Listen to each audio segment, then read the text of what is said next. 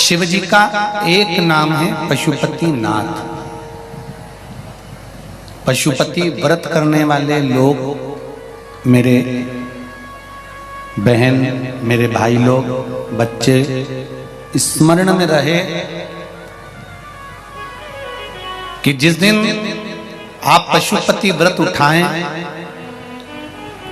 सुबह के समय पर जो थाली पूजन की लेकर जाएं। पशुपति नाथ के 5 व्रत होते हैं, छठा नहीं होता। कितने होते हैं? 5।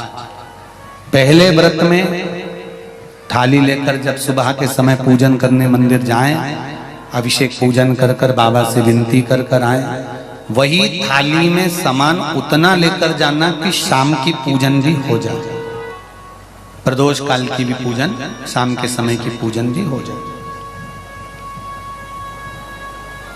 थाली वापस ले आए, रख दें उसको ढककर। शाम को जब पूजन करने जाएं तो 6 दिए, मीठे का प्रसाद,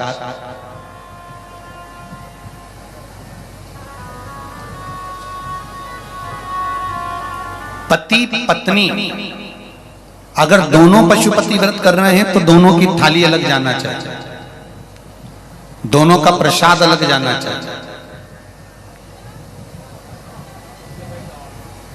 कढ़ाई में से प्रसाद के 2 हिस्से नहीं होना चाहिए। कई माताएं बड़ी चतुर होती है कि 2 थाली लगना है, पति भी पशुपति व्रत कर रहे हैं तो अपन हलवा बना लेते हैं सीधा, आधा इनके काम आ जाएगा, आधा हमारे काम आ जाएगा। मतलब पहले ही कढ़ैया में 2 हिस्से होगा तो वो प्रसाद स्वीकार नहीं होगा। विशेष ध्यान रखना। फिर पत्नी अपने पूजन के लिए हलवा बना ले, सीरा बना ले, पति अपने प्रसाद के लिए खीर बनवा ले, या कोई दूसरा मीठा कुछ बनाना हो तो वो बना लो। पर जो प्रसाद कढ़ैया में अगर सीरा बनाया है, हलवा बनाया है या खीर बनाई है, तो ये हिसाब से नहीं बनना चाहिए कि इनके भी काम आ जाएगी और अपने भी काम आ जाएगी। तो मतलब प्रसाद के 2 हिस्से आपने उसी समय पर कर दिए, तो वो व्रत की स्वीकृति नहीं है। इसका विशेष ध्यान रखना। पशुपति व्रत सुबह जो थाली लेकर गए हो, शाम को वही थाली जाती है, 6 दिए जाते हैं, प्रसाद जाता है, पूजन होती है। शाम को प्रसाद के 3 हिस्से हो जाते हैं, 3 हिस्से होकर 5 दिए मंदिर में लगाए जाते हैं। पहला जब व्रत रहे तो बाबा से बेलपत्र चढ़ाते समय विनती करी जाती है प्रदोष काल में शाम के समय कि बाबा मैंने ये पशुपति व्रत उठाया है, इस कार्य के लिए कर रही हूं, आपके बल पर है और आपको ही करना है। बाबा से निवेदन कर कर, विनती कर कर, दिया साथ में लेकर, प्रसाद के 2 हिस्से मंदिर में छोड़कर 1 हिस्सा लेकर घर की ओर चलना है। घर में प्रवेश करते समय राइट हैंड में सीधे हाथ की ओर बैठकर दिया लगाना है। चाहे तुम्हारा मुख दरवाजे की ओर हो, चाहे बाहर की ओर हो, पर प्रयास करा करो जब दरवाजे का दिया लगे राइट हैंड का तो मुख दरवाजे की ओर हो। सीधे हाथ की ओर दिया लगाओ आराम से बैठकर। दिया लगाते समय बाबा से विनती करो, बाबा मेरा ये कार्य है, आपको सफल करना है। दिया लगाकर अंदर प्रवेश कर जाओ।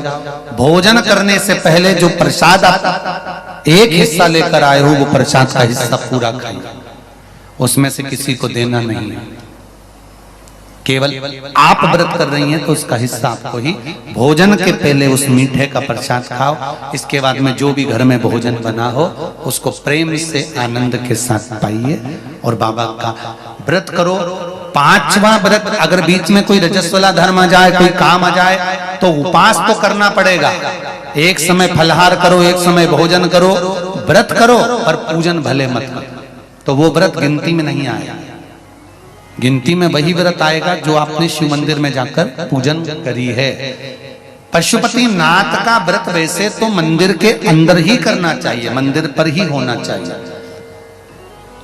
पर साउथ में, दक्षिण में अगर मंदिर के अंदर नहीं जाने देते तो बेलपत्री के वृक्ष के नीचे करें। बेलपत्री के वृक्ष के नीचे भी नहीं करने देते तो फिर घर में करें। पर एक बात का स्मरण रहे, घर में करने पर उतना फल नहीं मिलता जितना मंदिर में जाकर करने पर प्राप्त होता है। ध्यान रखना। मंदिर में जाकर करें। जब 5वां व्रत पूर्ण हो, बीच में अगर गैप भी आ जाए तो 5वां जो व्रत होगा आपका, उस 5वें व्रत में भगवान को कुछ भी पूजन करने के बाद 108 चीजें, या तो बेलपत्र या पंखड़ी फूल की या चावल का दाना, मूंग का दाना, जो भी आप बाबा को समर्पित कर सकते हो, कुछ बाबा को 108 दाने समर्पित कर दो, या बेलपत्र समर्पित कर दो, या पुष्प समर्पित कर दो। श्रीफल 11 रुपए रखकर बाबा को विनय करो, बाबा आज मेरा व्रत पूर्ण हो रहा है, आप मनोकामना पूर्ण करना। जी अगर दिल से पशुपति व्रत करा है तो ये निश्चित है 5 व्रत तक इंतजार नहीं करना पड़ेगा, 2-3 व्रत में ही मेरा बाबा कार्य पूर्ण कर दे। और आप में भी कितने लोग बैठे हैं जिन्होंने पशुपति व्रत करे होंगे और बाबा ने सुनी होगी, ये निश्चित है।